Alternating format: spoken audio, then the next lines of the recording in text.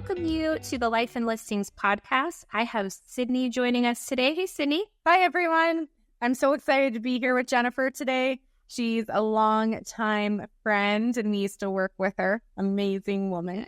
Amazing. I'm so excited to have you on. Well, tell everybody that doesn't know you yet who you are, what you do, where you're from, so they can learn a little bit about you.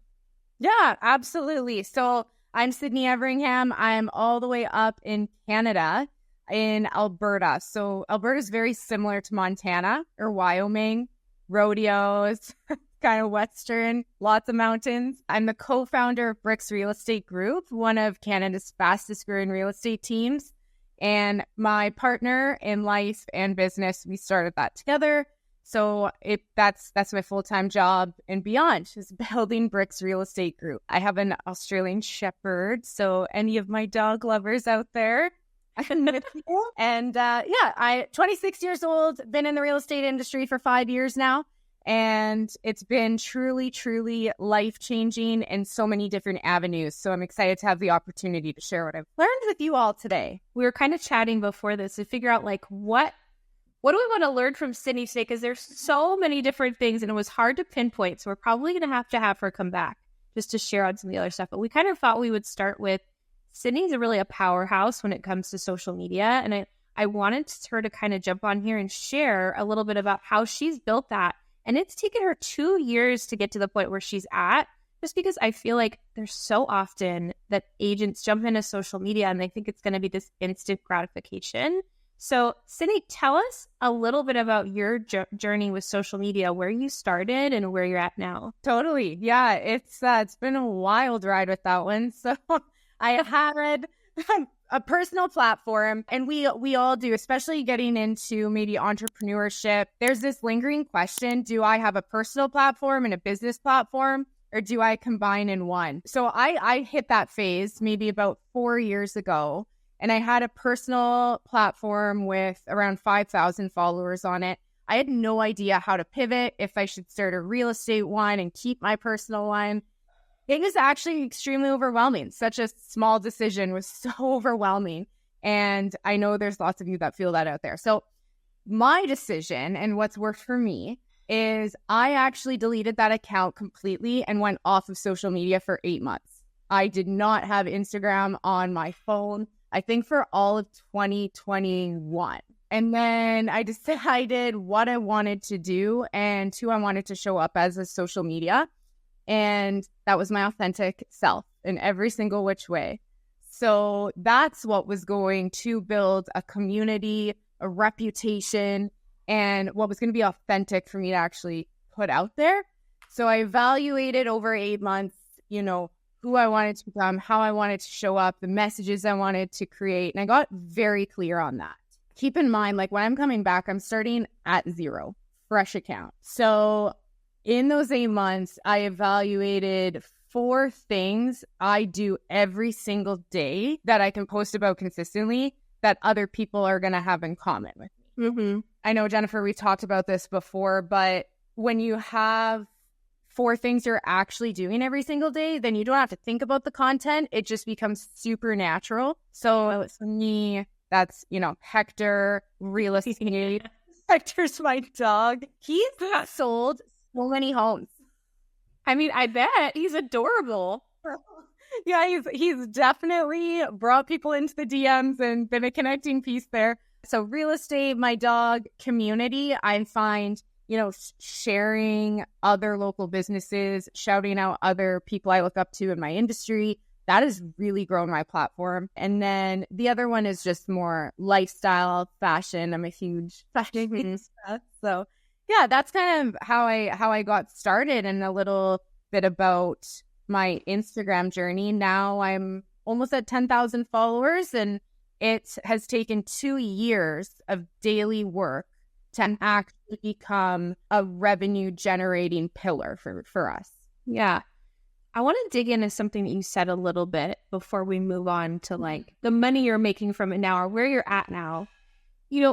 That's so interesting that you came to this point where you're like, what do I want to do with my social media? And your choice was to delete it all. Where did that come from? And what did that journey of figuring out who you wanted to show up as, how did you do some kind of like inner self work on that? Yeah, that's a really, really good question. I was, like I said, I was extremely overwhelmed with the decision, and I was new to the real estate industry. This was 4 years ago. So it was almost an identity shift I had to make too, because all of a sudden I'm this, personal trainer, like fresh out of college. That's my platform. And then I get into a career very early on in my 20s and have to lead a team of sometimes, when everything like 30 plus. So I had to do a whole identity shift there.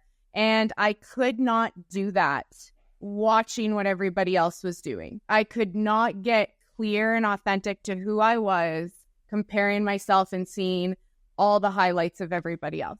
And it took I haven't actually shared this before, but it actually took such a toll on me that I did deactivate deleted the whole app for 8 months. I actually had to get our agents to run the BRIX real estate group Instagram for a while. Stats Solutions also helped with that because, I wasn't on there.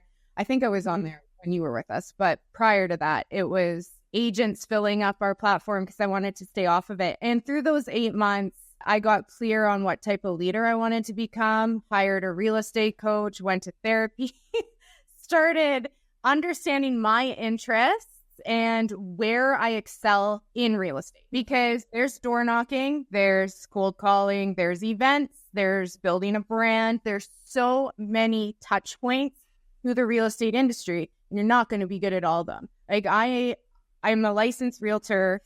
I don't sell homes because I don't want to negotiate. I don't want to open lock boxes, but I definitely want to build relationships and provide opportunity for my agents to serve our community. So I do that through social media and just posting to what is true to me. And I talk a lot about the self-work journey on my platform that has helped me, but I had to get clear on where I was good at in real estate, what I can authentically speak to and show results.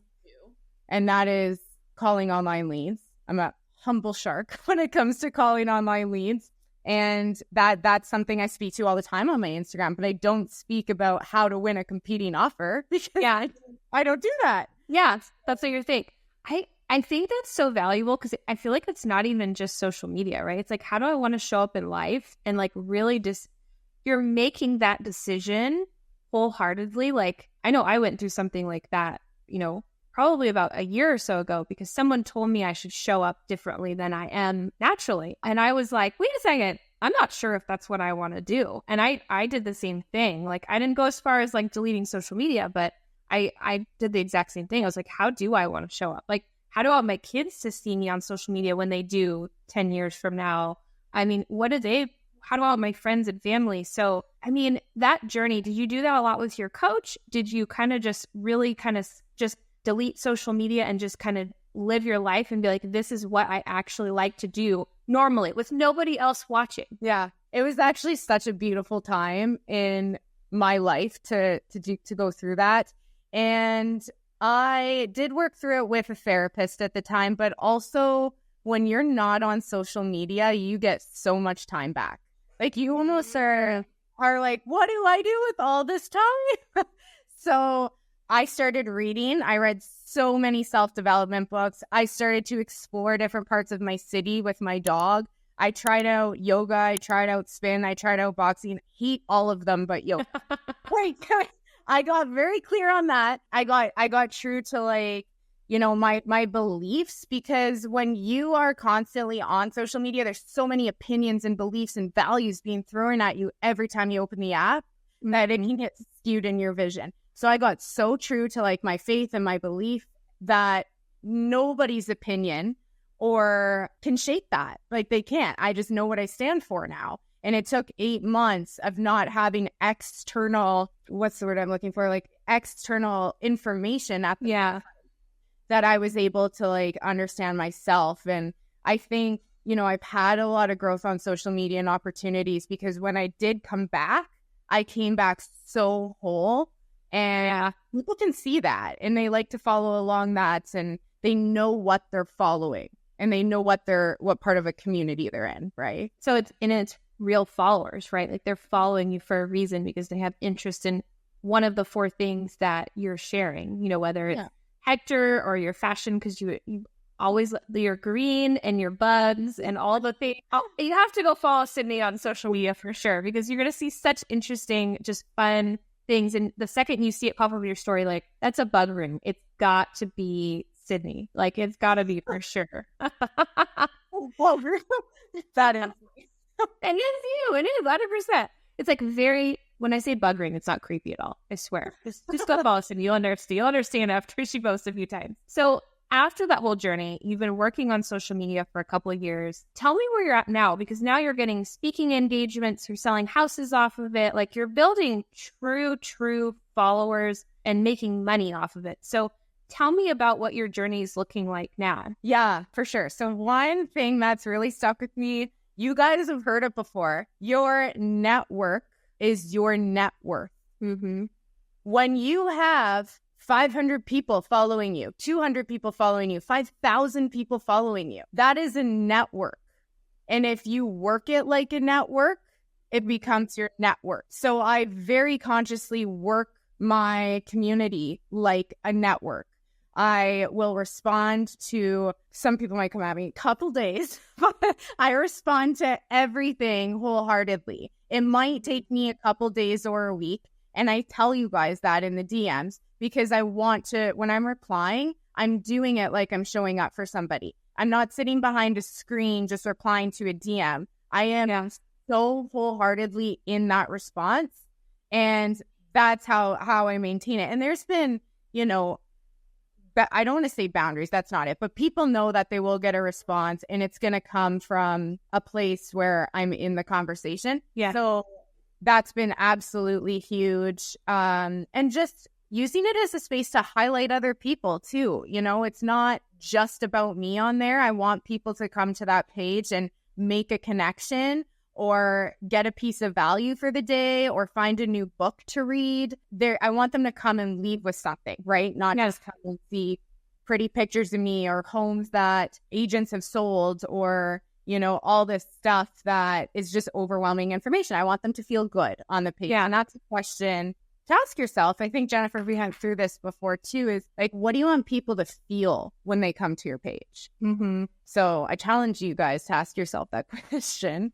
And it's such a good tip, right? Because I'm sure you, with such a large team now, I'm sure that you're coaching them on their social media, and they're instantly I'm going to do Instagram, I'm going to do TikTok, I'm going to do YouTube, I'm going to do all these things. And you're like, wait a second, let's hold on. How can we be intentional about it? And how do you want people to feel? Like, if they're looking at your page, do they just want to look at a bunch of houses? Probably not. You want to do something a little bit different. So, I mean, what are those the tips that you would give people if they're just starting out or they want to get more intentional about their social media? A tip I want to leave some people with too is the first word in social media is social. And people put too much pressure and aspect into the media part of it, but they don't focus on the social part of it. And that's where the relationships are formed and the opportunities are made. So I have this saying, like, DM to CRM. If you're in my DM, you're exclusively having a conversation with me. I can put you in my CRM. And if I don't answer you, like, that is such how would, like, there's been times where I pour my heart out to these people on Instagram explaining how much they changed my life and they don't answer me. And it's just like an awful feeling. And I lose a little bit of credibility, I guess, at that point for them. So it's really important that you do answer those DMs and you do answer those comments. People are taking time out of your day because they want to connect with you and be social with you. Mm-hmm. It's the same as picking up the phone and calling an online lead. Yeah. You need to be social. It's the same as meeting someone at an open house. Social. So focus on the social aspect of it versus the media aspect of it. And that's how you're going to transform, connection and create opportunities. And there's so many opportunities that have come from this. I'm so grateful to the universe for it and the work that I chose to put in, but it'll come back tenfold. And that's not the point of it, but just go into it with a value giving mindset and create a space where people can come. And if you're in the real estate industry or sales, there's sales that come from it. speaking opportunities. You know, I have friends in different states. Like I can travel to different states and provinces in Canada and always have someone there, which is so cool, all from social media. Amazing. I love your take on it, right? Because I think there's so many of us that look at it and it's like, what's my social media calendar going to look like, right? What am I going to post on Tuesday? What do I post on Thursday? Oh, I need to do the dancing reels or whatever the heck we're doing, which is fine if that's your thing. Like, if that's your thing, it's not my thing, right? Like, it's not my thing. So I love that. So I'm going to pivot a little bit because I think it all ties in. So, Sydney, what is your superpower? Yes, my superpower is connecting and relationship building. I can make anybody feel seen and give them such vibrant energy, and can do that over the phone, over an Instagram DM. I'm very blessed that that's my superpower, and I love it. I really do. 100%. And for those of you that don't know Sydney yet, she is like the conversion master.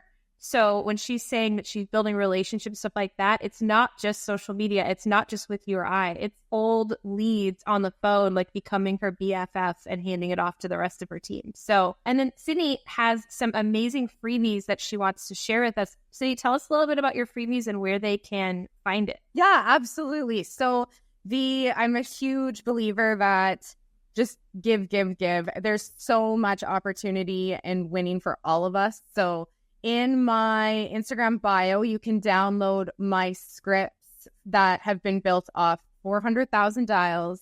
I did this for 4.5. I still prospect to this day, but over 10,000 hours have gone into it. That's on there. You can download that for free. And I will offer a 15-minute role play call around it so you guys can hear it in action. And then there's also something in there called Notion templates. That's a whole separate call, but that's kind of how I structure my whole life. It's the hub of our company, kind of replaces the Google Drive. I plan out my social media in there, but there's some very easy to use templates in there for you guys as well. Amazing. Well, thanks for sharing. Yeah, Notion or any of these other different templates that she's providing, definitely go and mess with that a little bit and then follow her on social media. Well, Sydney, thank you so much for joining the podcast today. Obviously, Instagram is a great place to reach you. Is there any other way if someone wants to refer some real estate to you or just reach out, should they do it on Instagram, or is there another place you'd like them to check out too? Yeah, Instagram's the perfect spot to do it. I do want to leave you guys with one more tip on that note. You will not find me on TikTok. Have never had the app. I did for like 2 months, 4 years ago, but you won't find me on TikTok. You can find me on Facebook, but if you're not in my like tight circle, you're not going to see much on Facebook. Find one platform and do it well. Do not try to be a master of all of them. That's a lot. So find one and do it really well. Maybe Facebook's your jam. There's some agents that convert so much or get so much sales if you're in sales or entrepreneurship off Facebook, but just one platform and do it really well. Great tip. That, at least try the one before you try like seven platforms. So, all right, we'll reach out to Sydney on Instagram. And Sydney, so great seeing you today. Yes, thank you, Jennifer. Appreciate it. Bye.